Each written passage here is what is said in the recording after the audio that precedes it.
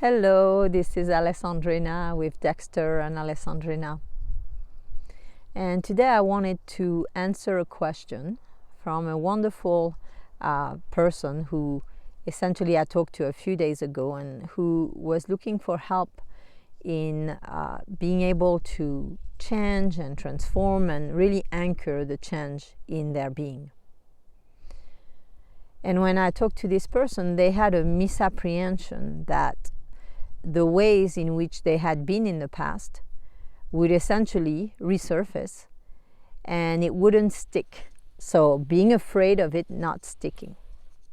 And it's understandable that we would have that fear, especially because when things happen in our lives that are painful and uncomfortable, we become averse to the pain, and we don't want the pain to repeat.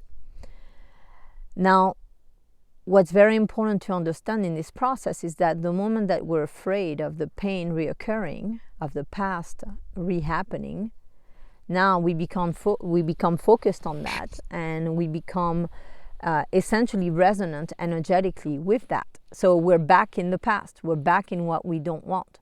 We're back fearing that what we don't want is going to happen again, and that can really take us offline.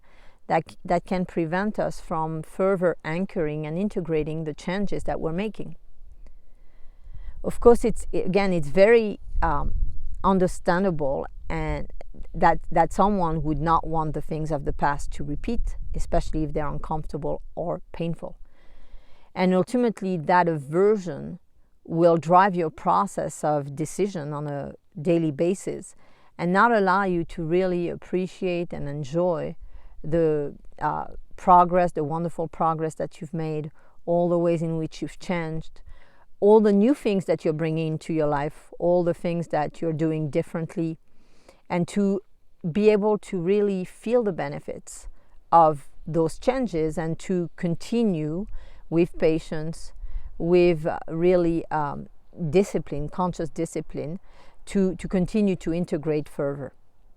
So if you clear that fear, if you use one of the techniques that we share on our YouTube channel to clear fear, and you no longer fear, you are no longer averse to the pain of the past reoccurring and the events of the past reoccurring and the persona that you've identified with in the past resurfacing, then that will give you space to essentially create the new person that you want to be, the new reality that you want to experience.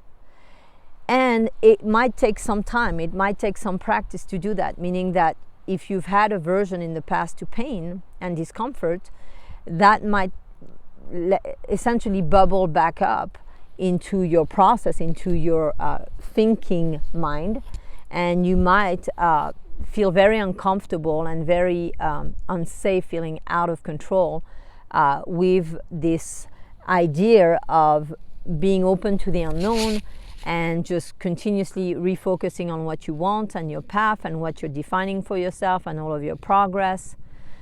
And in that process, what can really help you to, in addition to clearing the fear of the past reoccurring and the pain of the past reoccurring and resurfacing, it can be very helpful to forgive yourself.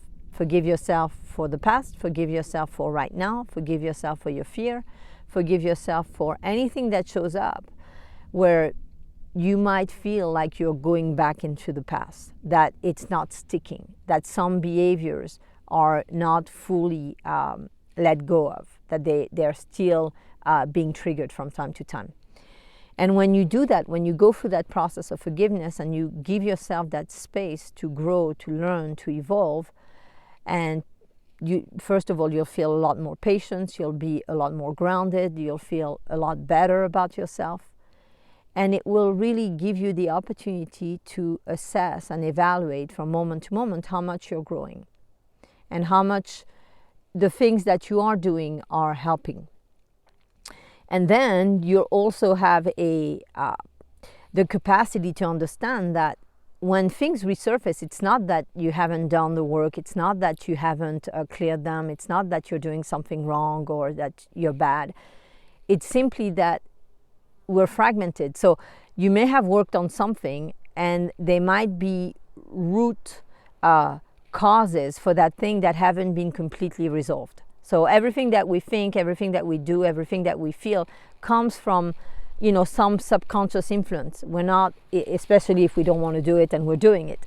So if you can be very patient with yourself and aware that this is just a result of fragmentation and a symptom of fragmentation, and be okay with being fragmented, and then choosing to integrate, choosing to be more whole, more congruent within your being, and also to align yourself to what you want, and to align yourself with the new things that you've brought into your life. Then that can give you the foundation not to judge yourself as much, to feel more at peace, to understand that this is a process of refinement, and not to get triggered into deep fear when you feel like, oh, it's not sticking because something is coming back to the surface. If something is coming back to the surface that you thought you had worked through, it means it's not completely gone, and that doesn't mean you didn't do it right. It simply means that there's subconscious aspects of that thing, subconscious influences that you didn't know were there. And so then it gives you the opportunity to find out why you're doing it, and what's essentially motivating the behavior or the action. And then you can essentially, by becoming aware of that and then clearing it through a method of release, whichever method you feel resonant with, whether it's Sedona or whether it's Forgive and Forget or the Ho'oponopono mantra or many other fear release techniques, for instance. But through these processes, you can begin to really, break it down and clear the energy of the past. And then what remains is what you want and what you're cultivating, and how you're evolving into that new state, new space, new being, new body. And so I invite you to really just allow yourself to feel that it's possible, to clear the fear that, it might not stick, and just to stay on board, to stay on track, to stay on your path, and to look towards that which you're building while enjoying the journey, and to look towards what you want rather than look back and say, could the ghost of the past resurface?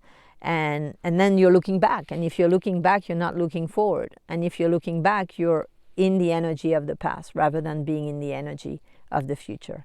I hope this is helpful, and thank you again for this excellent question. It's going to help so many people. Much love.